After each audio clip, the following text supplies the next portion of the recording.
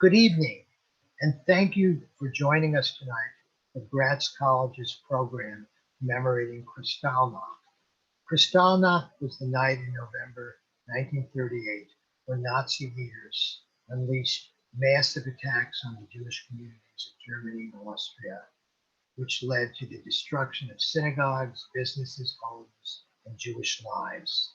This event was called Kristallnacht because it was the night of broken glass, because literally broken glass littered streets throughout Germany as windows and buildings and lives had been destroyed.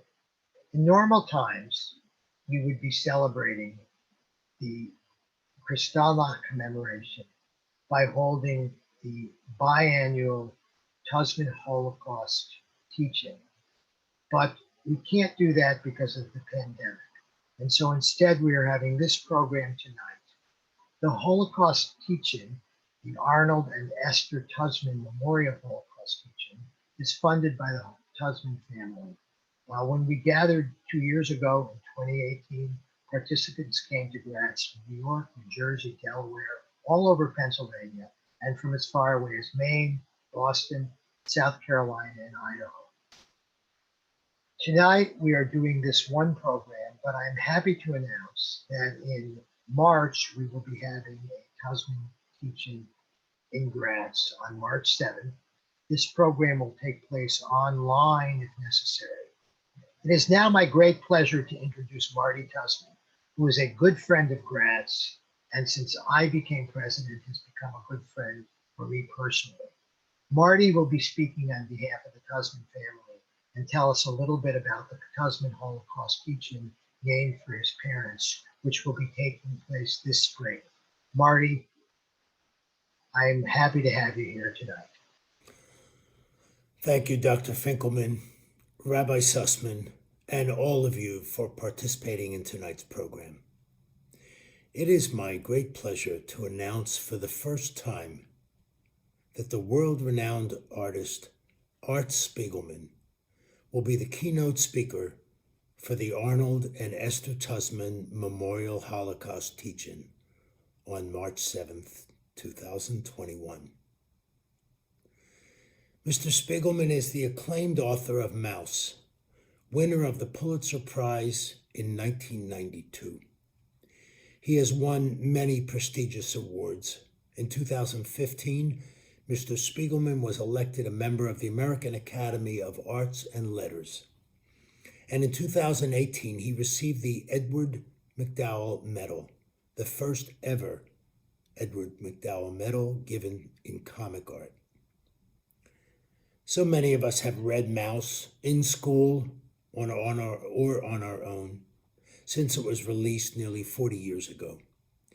It is the masterful Holocaust narrative which portrayed Jews as mice and Nazis as cats. And Maus, too, continued the remarkable story of his parents' survival of the Nazi regime and their lives later in America. I'd like to underscore a remarkable aspect of this announcement. Mr. Spiegelman has not given a talk on Maus for nearly 2 decades. Though speaking about this deeply personal narrative is painful and traumatic, Mr. Spiegelman has accepted our invitation to give a talk on Maus out of his even deeper concern for what is happening in the world in which acts of terrorism and hate crimes are on the rise and Holocaust deniers are increasingly vocal. Mr. Spiegelman understands that what we do at Gratz with the Holocaust teaching provides an opportunity for him, through his art, to make a positive impact on the next generation of educators. The teach-in, named in memory of my parents, my sister's parents, my kids, and our family's grandparents, Boba and Zaida, Arnold and Esther Sussman, who were Holocaust survivors, has been a major biennial event in the Philadelphia area for the past 10 years. The core mission of the teaching is to provide educators, students, and the community at large with the knowledge needed to ensure that we never forget and genocide never happens again to any people. My parents will be proud to know that we are carrying on this mission with such a powerful keynote speaker as Art Spiegelman. As both a gifted artist and child of survivors, he will illuminate the theme of this year's teaching, intergenerational transmission of the lessons of the Holocaust. As we know, soon there will be no more living survivors to tell their stories, which has been a core part of Holocaust education.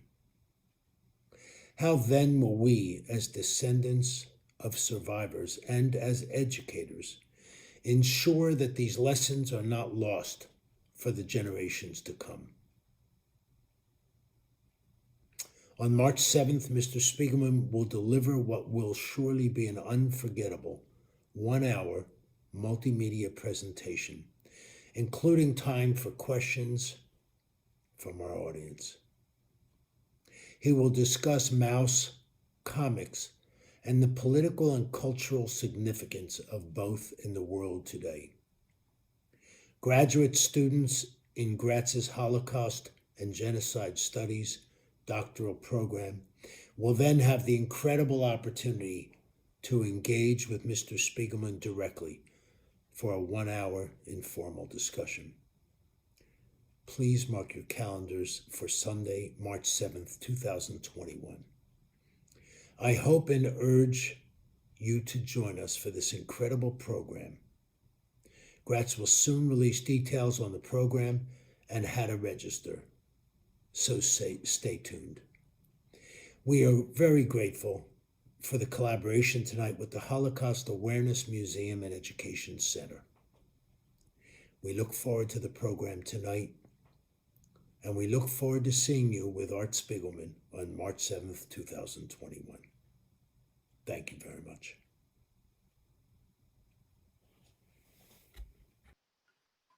Marty, thank you so much, and thank you for your family's support for Gratz College, not only for the Arnold and Esther Sussman Holocaust teaching, but for all of the ways in which you help Gratz and you help Holocaust education in the United States. As we have seen from recent events, Holocaust education is increasingly important. A recent study reveals that many high school students have no idea what the Holocaust was all about. Others have heard of it, but don't really understand it. And of course, we are constantly fighting against those vicious, evil people who deny that the Holocaust took place. But they are loud and they are forceful, and we can only counteract their dishonesty with education and more programming on the Holocaust. We are, of course, thrilled that for our program in March, we have secured Art Spiegelman to be our keynote speaker. And we know it will be an unforgettable event for all of you who attend this March. I am delighted to introduce tonight's keynote speaker, Rabbi Dr. Lance J. Sussman. Lance is the chair of the Board of Governors of Gratz College, and he is the senior rabbi at Reform Congregation Knesset Israel in Elkins Park. I have known Lance for many years because we are both historians and we have worked together on numerous projects. In addition to being a great rabbi, he is a skilled and prolific historian. Tonight, Lance will be talking about his own family history. Lance will be telling us about the Sacki family, his mother's family, who escaped from Germany between 1935 and 1945. And he will be talking about how they came to America and how they thrived and survived in this new country. Lance's presentation is based on family photographs, on artifacts, and on research that he has done. I am delighted to turn the program over to my good friend and my board chair, Rabbi Lance Sussman. My life, my professional work, my psyche as a human being has been profoundly impacted and shaped by the experience of my mother's family. My mother, who was the young lady in the picture there, surrounded by her parents and her younger brother, Kurt, were forced to flee from Bamberg, Germany. And their story has become part of my story. I think it's a big part of why I decided to become a rabbi, and it sounds inflated, but a Jewish scholar. I'm getting to be old enough that I can accept those titles now with less apprehension than I used to as a younger man. So that's the family. Max Sacki was my grandfather. We used the German growing up. We didn't speak German, but we used certain terms. So he was referred to as Opa in our family. I know many of you know the word Opa. And my uncle Kurt, my mother, who looks a whole lot like my first cousin Jody and her kids. And then my grandmother, Sophie Gutman Sacki. The picture of the town is the old city part of Bamberg, which we'll see a map in a minute. Has a very famous Baroque city hall right on the Regnitz River, and a famous cathedral up on the Acropolis there that has multiple towers to it. I have been there many, many times, and actually am a member of the reconstituted synagogue, which now exists in Bamberg. Okay, we can go to the next slide, and Dr. Ruth is going to be the slide turner. So my knowledge of what happened to my family comes from three sources. One is a general understanding of Germany and the Holocaust. The second is the oral traditions of our family. And then third, we have a very extensive family archives. When my mom moved to Florida to join my sister a couple years back, in the cleaning out process, they handed over to me quite a bit of correspondence. And with the help of my son Judah and wife Liz, we have been organizing them by year and by theme. They are almost all in German. I can read German poorly. The typed letters are much easier than the handwritten, but we do have a documentary basis to this story, and eventually this will be written up with footnotes. So that's the basis of the story. There's a lot of detail there, and I can tell you the family, when they left Germany, went all over the world, to Israel, to Rhodesia, as it was then called, to Argentina, and there is a tremendous global correspondence which details their story. The very first letter was written in 1919, and it goes into the 60s. Okay. So here's a map to help understand where is the city of Bamberg. It's on the Regnitz River, which is a tributary of the Rhine. It is literally the middle of the middle of the middle. It's the center of Germany, fairly close to the Czech, what is now the Czech border. Not that far by car, especially on the Autobahn.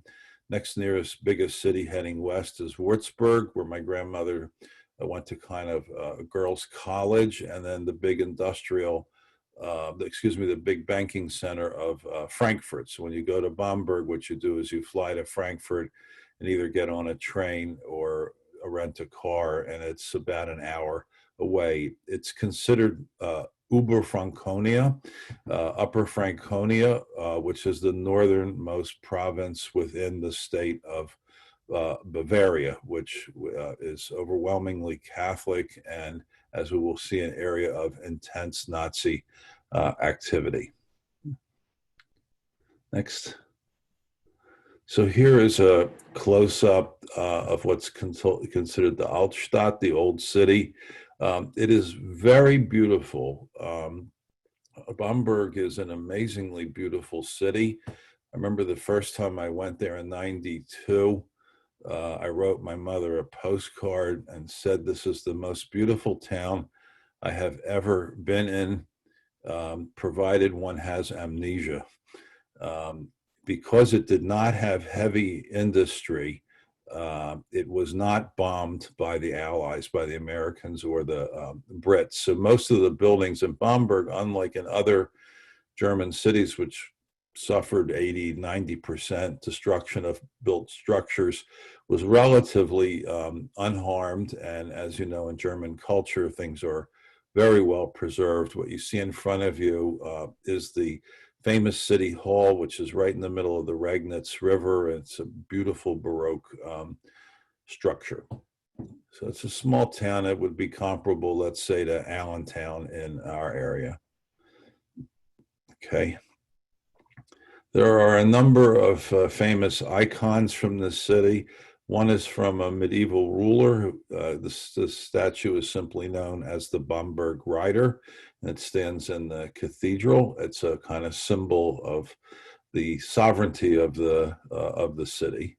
Okay, and also in the cathedral, if we go to the next slide, are one of the few representations that are left in Europe of what's known as Ecclesiae Synagoga, church and synagogue. This was part of medieval iconography.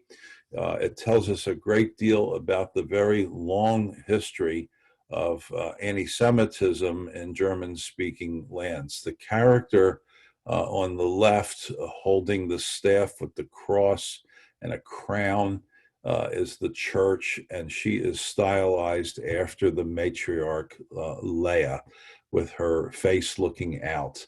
The statue on the right is synagogue, and she is blindfolded because the Jews, of course, were blinded by their stubbornness, and her scepter, her staff, is broken, which is a symbol that the Jews have lost their covenant. So even in the long centuries in which most of the peasantry that would come to the cathedral were illiterate, they could look up at these two statues and get the message that the church is the bearer of the covenant with God, and the Jews are no longer the chosen people, but they're rejected. One curious thing, though, about these statues, and there's one in Strasbourg and other places around Europe, as in the Bible, Rachel is considered, and this is biblical, not personal opinion, so it's historical and art, Rachel is considered the more beautiful. So there is a certain tension, even in the art here, about the nature of anti-Semitism and a kind of begrudging positive view of the Jews, and at the same time, a statement about their rejection by God as the chosen people. And I have seen these statues, and it is a very powerful experience to behold them in the cathedral in Bamberg. Yeah. Okay. So again, here is the family. This picture must come from the late 30s, just before my mother's solo departure to America. Obviously a very handsome middle-class family. My grandfather is Max, my uncle is Kurt, and the family claim is he was the last Jewish child born in Bamberg during the Hitler period. My mom as a teenage girl, and my grandmother. They were prosperous. They were, until Hitler came along, very at home in Bamberg, and were active in multiple dimensions of city life, particularly their synagogue. Our family was not Orthodox, but they were what we might call serious reform or serious conservative. The lines were not drawn the same way in German society as in American. There is a myth of the German Jew that they were super assimilated and detached from their Judaism. That may have been true among a certain class in Berlin, but it was not generally true in the smaller towns, villages, and cities of the country, where German Jews in general were much more tied into their Judaism than are American Jews. And part of my talking about my family's history in Germany is to dispel myths about the nature of the German Jewish experience. And I do teach German Jewish history at Gratz College. It's online these days. Okay. My grandfather, Max Sacki, actually had been born in a little village called Kleinstadt near Bamberg, moved there as a boy, grew up there. And when the war came along in 1914, the First World War, he was drafted and he served in the Kaiser's army, as did all of the grown men in our family during that time.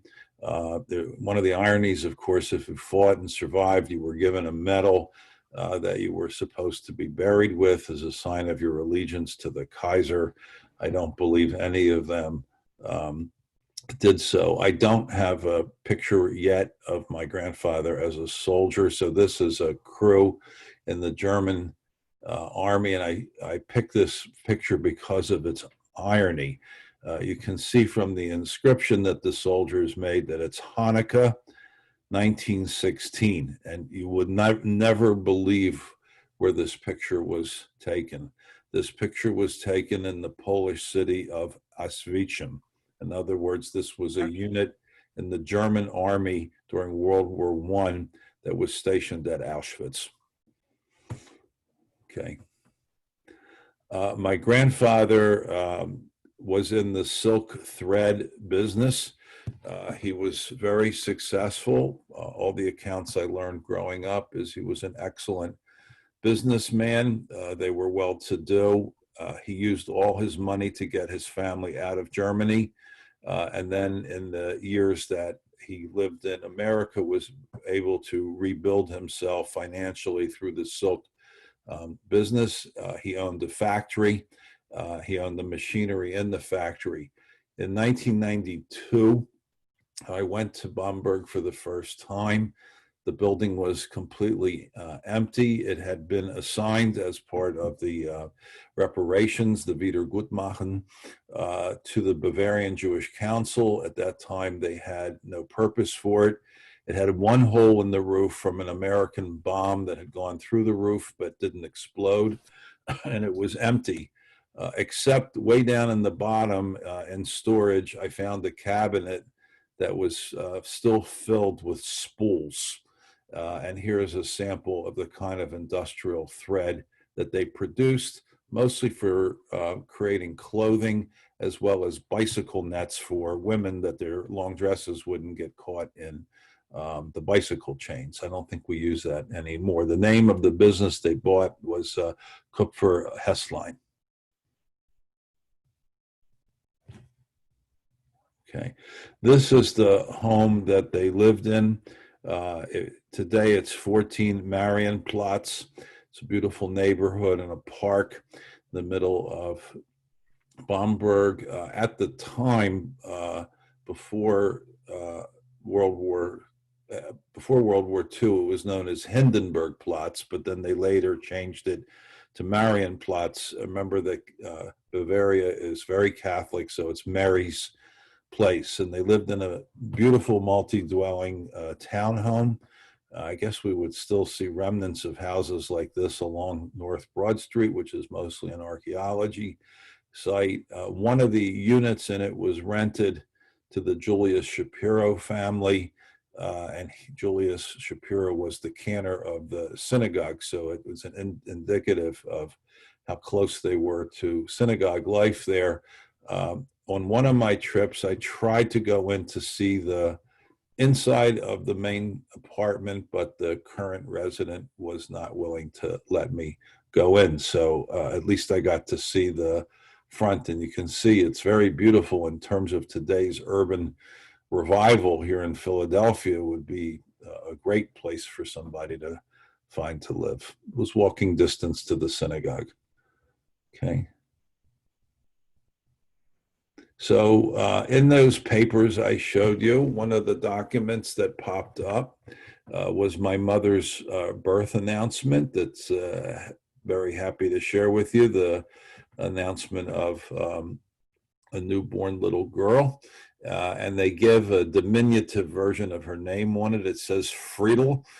My mom goes by the name Frida, and she Americanized the spelling. So today it's Freda, but Friedel means little Frida. And usually the Hebrew equivalent would be Zipporah, who was the wife of Moses, and she is the daughter of Max and Mrs. Sophie Sacki. And the spellings of the names have changed. In Germany, my grandmother's maiden name, of course, was Gutmann, and they did the double N, but again, in America, reduced it by one N to make it more American sounding. Okay. So here's my mom in pre-Hitler Bamberg as a little girl. It is really a gem of a city filled with big, beautiful homes, wonderful marketplaces, flower marketplaces, beautiful churches. Here's a winter seat, and typical of a little girl, she's walking around with her dolly. I think Ruth Hart says it should still be online. We have a picture of her little doll that, it's interesting when you immigrate, and it would have been almost 10 years later, what do you bring? What do you throw in? So for a child, a young girl, I guess bringing a dolly would be very important, because that way you have your friend with you. Okay. In interviewing my mother in recent years, she now lives near North Miami, Florida, in Aventura. One of her absolute favorite activities was driving, I guess it's 50 miles north, to another city slightly smaller than Bamberg called Silitzheim. And that is where her widowed grandfather, Lazarus Gutman, lived. He had a kind of mini department store there in Silitzheim, and she referred to this to me as the happiest times of her childhood. She loved going to visit her grandfather, who did escape and went, I believe, to South Africa. His name was Lazarus, and my name, Lance, much more Anglophone, was chosen after her grandfather, my great grandfather, because of her affection for him. I'm glad that in America I don't have the name Lazarus, so I have a more Anglophone name. It's also important to note, in terms of family history, he served as the head of the Jewish community of Silitzheim for a term of 22 years. The family was very tied into Jewish life from a religious point of view, or as you can see, they also acculturated, not assimilated, but were also mainstream German in terms of their dress, language, eating habits, although they didn't eat things like pork and all that. So this is Lazarus Gutman with his grandchildren. Now that I'm a grandfather myself, I can appreciate the view of the grandfather in this picture and what such visits must have meant to him. Okay. This is our most iconic picture. I'm sorry, the quality isn't better.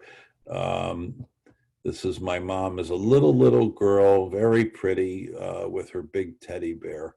It's a family icon picture. It's a picture of a picture, so there's a little interference there, but you get the point of what it shows. Of course, is class, family, and normalcy before the terrible storm breaks out of Nazism across Germany, and particularly where they lived in Bavaria. Okay. This is a picture of their synagogue, which stood from 1910 to 1938. There was an older synagogue. It is a very, very grand structure. Today, all that's left is a marker of where this magnificent building used to stand.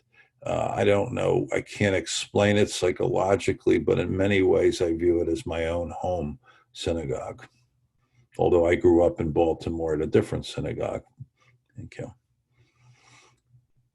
So Bamberg, being in Upper Bavaria, was already a center of intense Nazi activity before Hitler came to power. Hitler is from Austria, and within German history, Nazism is viewed as a kind of invasion from the south, from Austria through Bavaria, and the last place to conquer was Berlin. In 1926, when it looked like the Nazi cause was just about finished, there was a special conference called. They picked Bamberg because it was receptive as a way of trying to rebuild the party. And then ultimately, because of the crash of the market in 29, Nazism, which has roots going back to the end of World War I, was able to expand and ultimately take over the country. Part of that process of keeping it alive at its darkest hours took place in Bamberg. Hitler comes to power in 1933 with the burning of the Reichstag.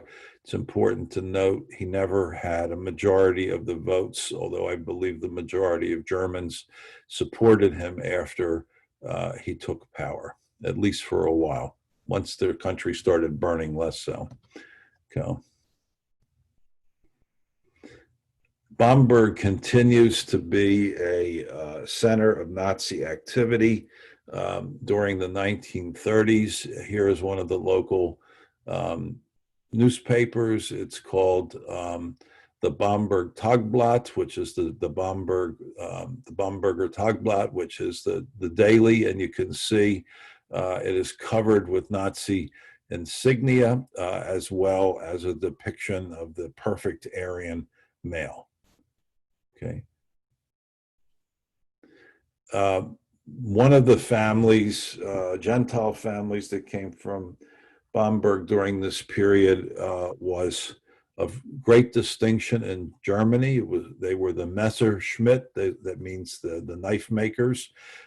Their restaurant and hotel is still there, although it is no longer under the ownership of the Messerschmitts. One of their family members, Willie Messerschmitt, was the designer of the Messerschmitt heavy bomber, which was the core machine in the Luftwaffe in the German and the Nazi Air Force. So they came from from Bamberg. And I know, for example, on the night of Kristallnacht, the gang that was to march to the synagogue, wreck it and burn it, gathered first in this restaurant because the Messerschmitts were so loyal to the Nazi movement. Today, ironically, if you come to Bamberg as a tourist, one of the places that you must visit is the Messerschmitt restaurant, because really it's beautiful on the inside if you like German decor, and the food is very, very good. So I, like other tourists, have eaten at the Messerschmitt restaurant, and although I can't see you, and it's probably an impolite thing to say, I wasn't sure when I went to the bathroom if I wanted to have very good aim or not to make some kind of statement about what I thought about this place. Okay. So in 1935, of course, the Nuremberg racial laws were passed. These are genealogical tables. I'm sure you've seen this before, but it classified people as to whether or not they were Jewish, and you only needed to have a tiny little strand going back to one grandparent to qualify for Jewish classification. The Nazis very early on did a racial census. People don't like to talk about it, but the census machinery was the German branch of IBM. When those tabulator machines were first displayed in the Holocaust Museum in Washington, the curators had removed the IBM logo from the machines. They were later restored after a great deal of protest. With full racial classification, the oppression of German Jews intensified because everybody then had a racialized identity. With a racialized identity, the persecution of Jewish families intensified. This actually, they come from the post-Kristallnacht period. The one on the left comes from my grandmother's family, from the Gutman side of the family. One of her brother's mother-in-law went to Theresian concentration camp. That's her star and her armband that was given to me after she died. Her name was Hannah Schulein.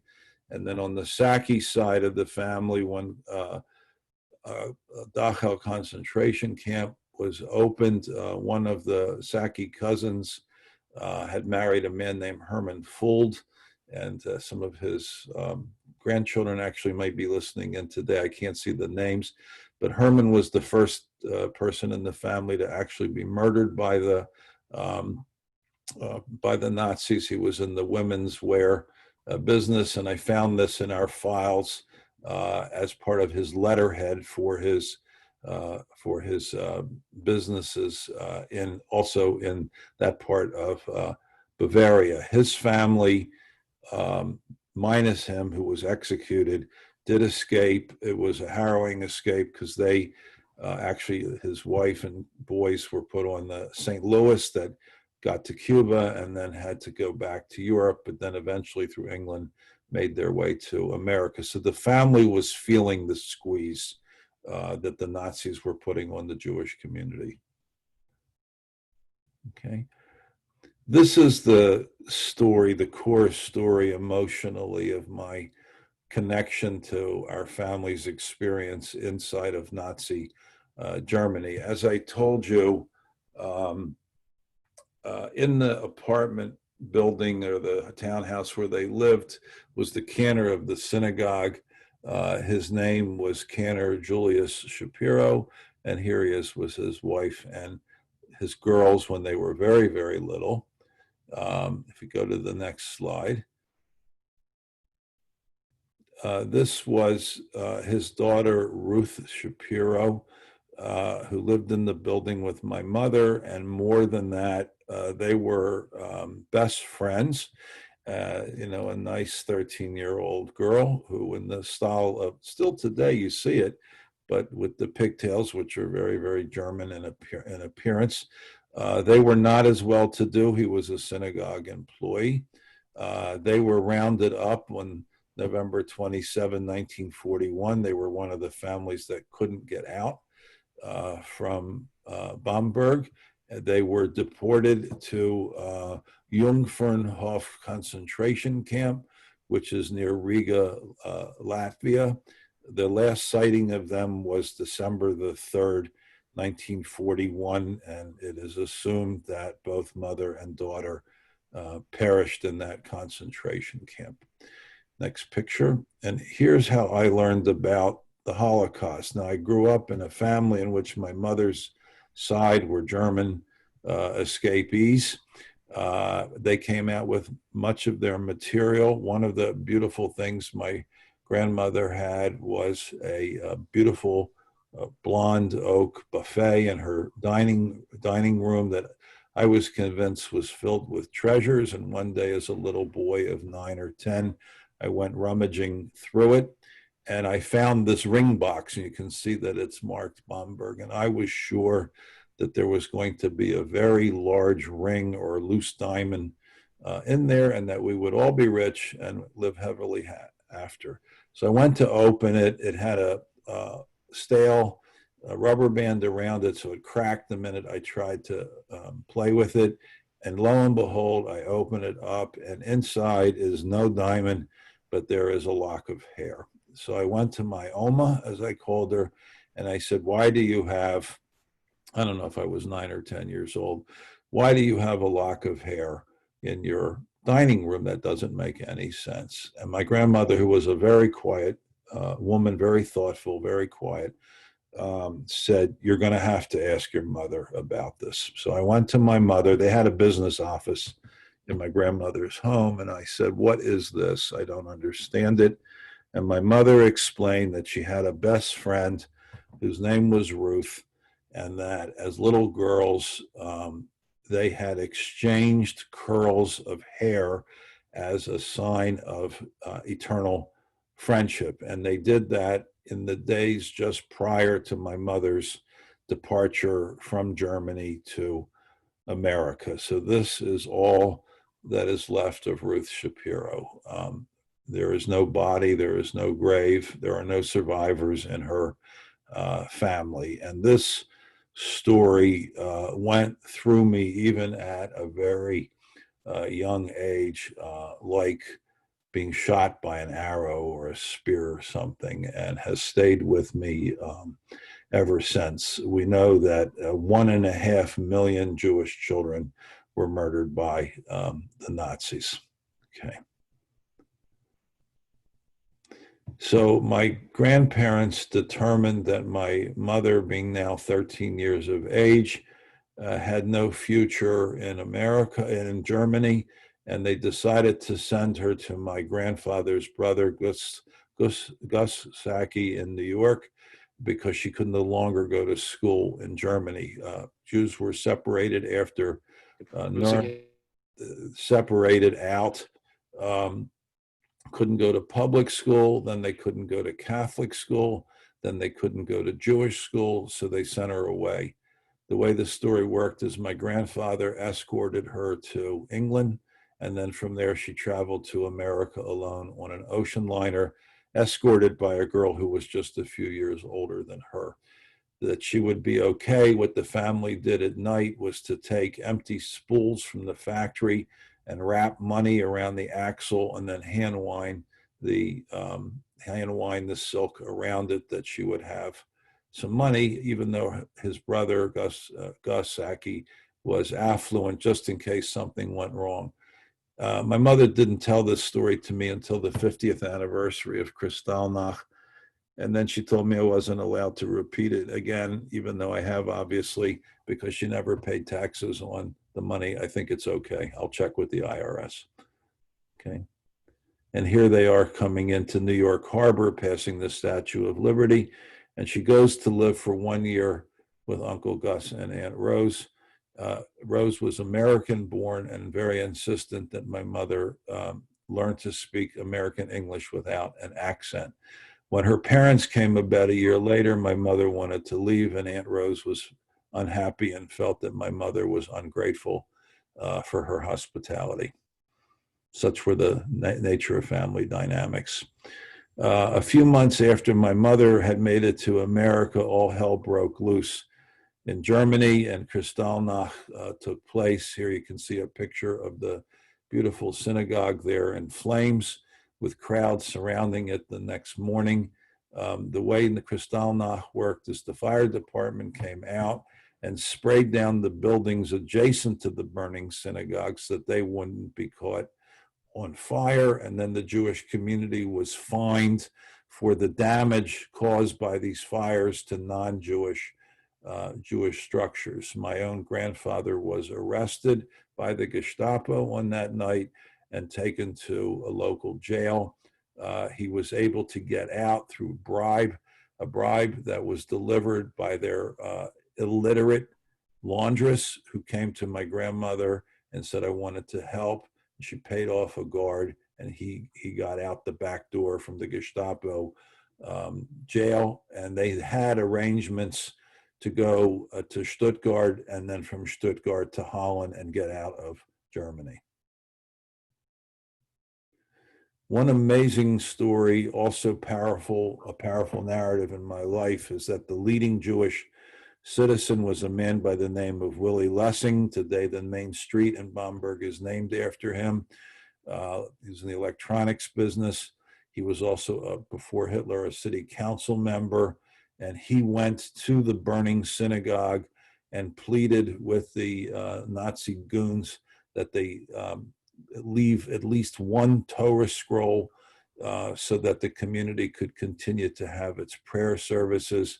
What they answered him with was the iron crowbars that they were holding to rip up the synagogue, and they beat him mortal wounds. He died a few days later, but it was a supreme act of heroism and martyrdom. The rest of his family eventually made it, and I believe the reading room at the Leo Beck Institute in New York is named after him. Okay. In Germany, there is a very powerful memorial program called Stolpersteins, and these are these little gold-colored bricks that are inserted in front of the homes where German Jews used to live. The idea was that you can't just walk by these places; you should be tripped up by the memory. And this is Willie Lessing's.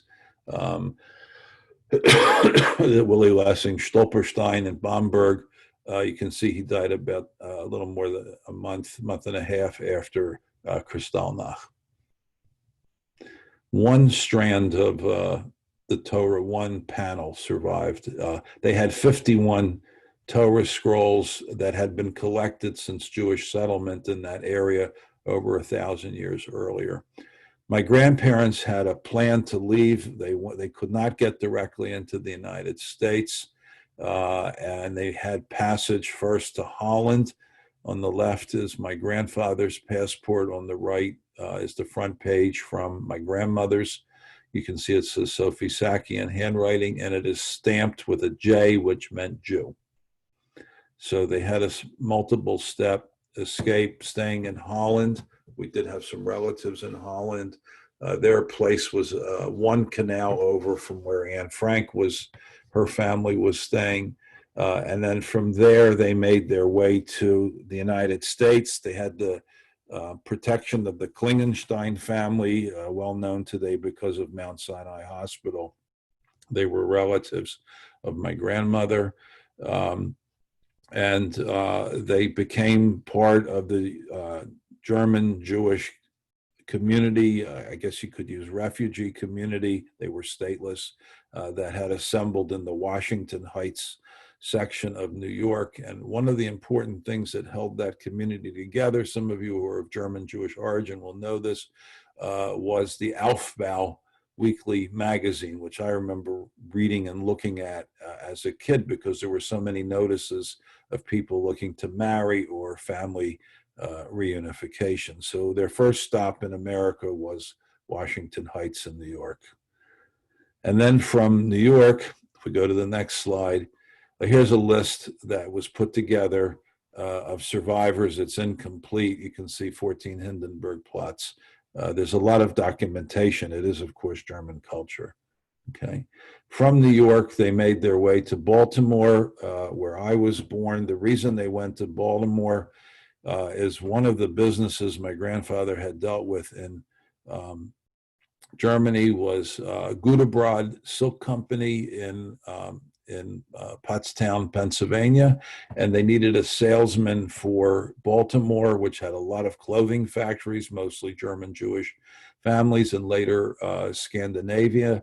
At first, they had an office in downtown, and later it moved into my grandmother's house. We always had a supply of silk. And one of the things I learned from this is there can be 100 different shades. When they say we need black silk to sew together a man's suit, there can be 100 varieties. And if the dye was off a little bit, it was always catastrophic. When my bar mitzvah came up, because my mother and grandmother were still in the business, we went down to the clothing factories, and a little Italian tailor came out and fitted me for my bar mitzvah suit right on the dock, sticking me with pins and using markers. And about 5 minutes later, my herringbone vested bar mitzvah suit popped out.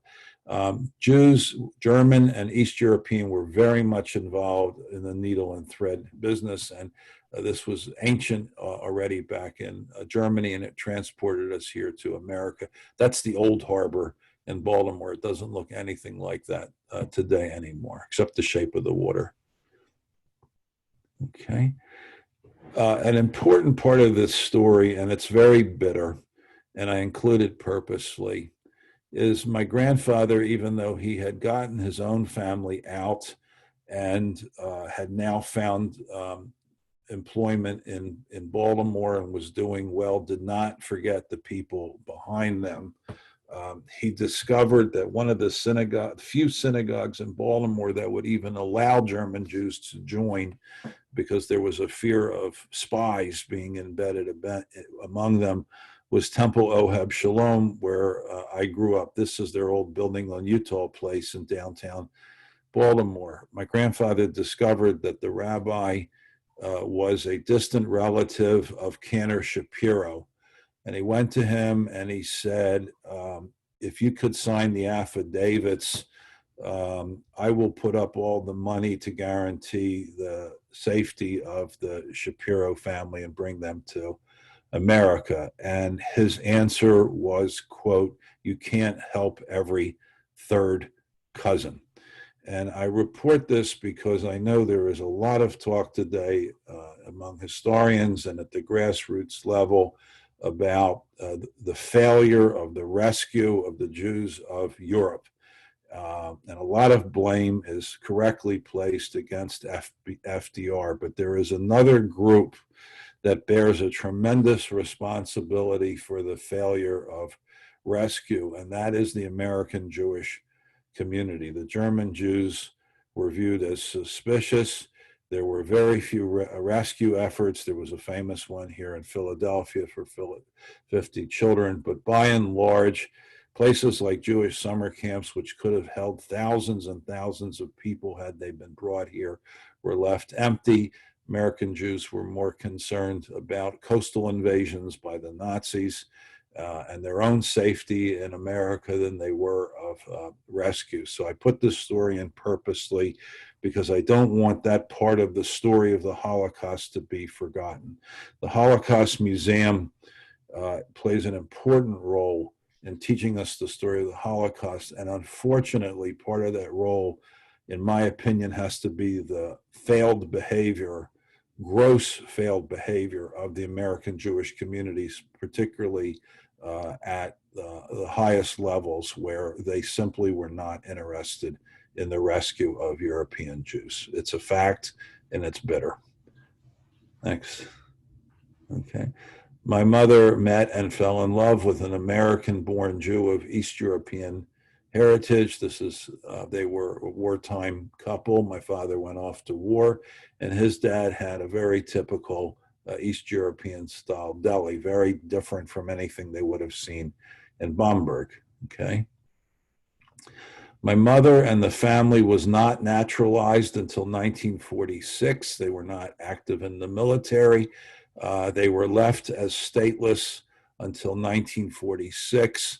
And then once she was naturalized, my mother and father were able to get married. Here are her naturalization papers. And here they are getting married, and they'd had their honeymoon like so many people did in those days, even from Baltimore, coming up to Atlantic City. I'm about 1 mile from Atlantic City, where I'm talking from right now. And this is them on their honeymoon, riding on the boardwalk. And it must have been really early in the morning because there's nobody there, which would have fit my dad's profile very well. Okay, just a few more. Back in Bamberg, there were no Jews left in the city itself. The entire Jewish community had either emigrated, about 2/3 got out, 1/3 was murdered. But the Americans established a DP camp nearby. And some of the people who stayed in the DP camp ended up moving into town and began to rebuild a Jewish community in Bamberg. Okay.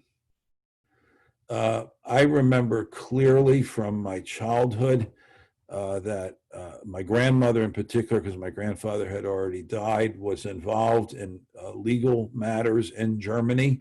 The technical term is Wiedergutmachen, which means again, good making things good again. And there was travel back and forth to Germany to take care of the accounts about property and factory and machines until they got some kind of settlement. It wasn't for everything, but it did help my grandmother live a decent life as did my grandfather's second success in business. So this is the office Amt für Wiedergutmachen. My grandfather died just after I was born in 1954. My grandmother died many years later. She was a widow for a long time. Unfortunately, she died just before my sister's wedding.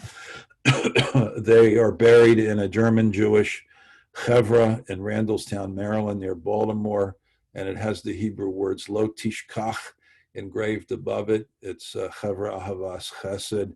And then in 1999, the same time as Princess Diana, their son, my uncle Kurt, passed away in the summer of 1999. According to family lore, he was the last Jewish child to be born in Bamberg during the Nazi era.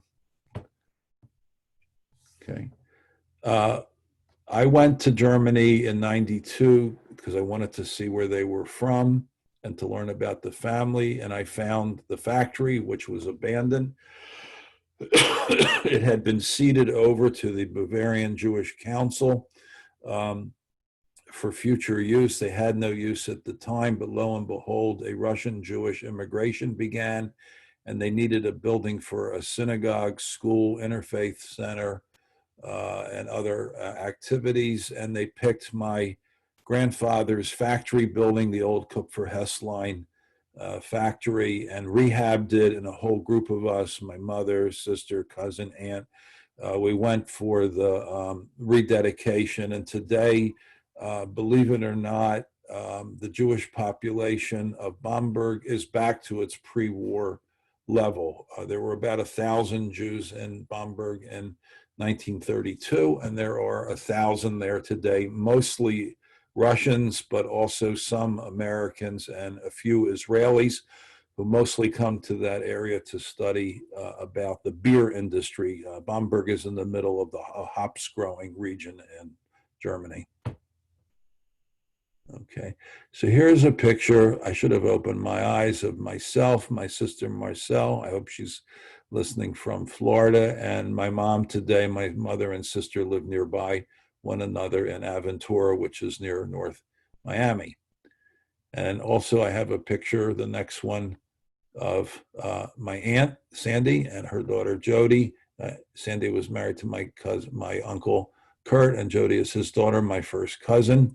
And I add now that Max and Sophie, who were the founders of our family who brought us to America, are now survived by 10 great-great-grandchildren, and there are many spouses, nieces, nephews, and cousins in our family still is in communication. We're very spread out in different cities across the United States, but we have this common legacy of Nazi persecution, which I think defines all of us in different ways, but it's a story that is imprinted in all of our minds and hearts.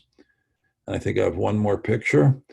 I remain very much involved in Holocaust education and research, and I was very flattered in 2018. I was chosen by the federal government of Germany to be an official participant in the 80th anniversary remembrances of Kristallnacht. This is a picture of me in Berlin at the memorial. They don't call it the Holocaust Memorial. They call it the Memorial of the Murdered Jews, is the German translation. We had a discussion last night about the term Holocaust itself. And now, very proudly, I continue my education and memorial work through the good auspices of HAMMOck, the Holocaust Awareness Museum and Education Center of Philadelphia, proudly located at Reform Congregation, Knesset, Israel. So I thank you for your attention, and I hope that you found the story of our family, its life in Germany, its escape, and its successful rebuilding in America to be a meaningful and important story to you as well. Thank you, Rabbi Sussman, for that very powerful presentation. And thanks to all of you for joining us tonight for this Kristallnacht commemorative lecture. I would like to thank Marty Tusman and the entire Tusman family for their ongoing partnership with Gratz College and our program co-sponsors, HAMMOck, the Holocaust Awareness Museum and Education Center of Philadelphia. As Marty said earlier tonight, remember, mark your calendars for Sunday, March 7th, 2021 at 1 p.m. for the Arnold and Esther Tusman Memorial Holocaust Teach-In featuring Art Spiegelman, Pulitzer Prize-winning artist, illustrator, and author of Mouse. I know March seems like a long way off, but it will be here before you know it. Details about the program and how you can participate will be coming soon. Thank you and good night.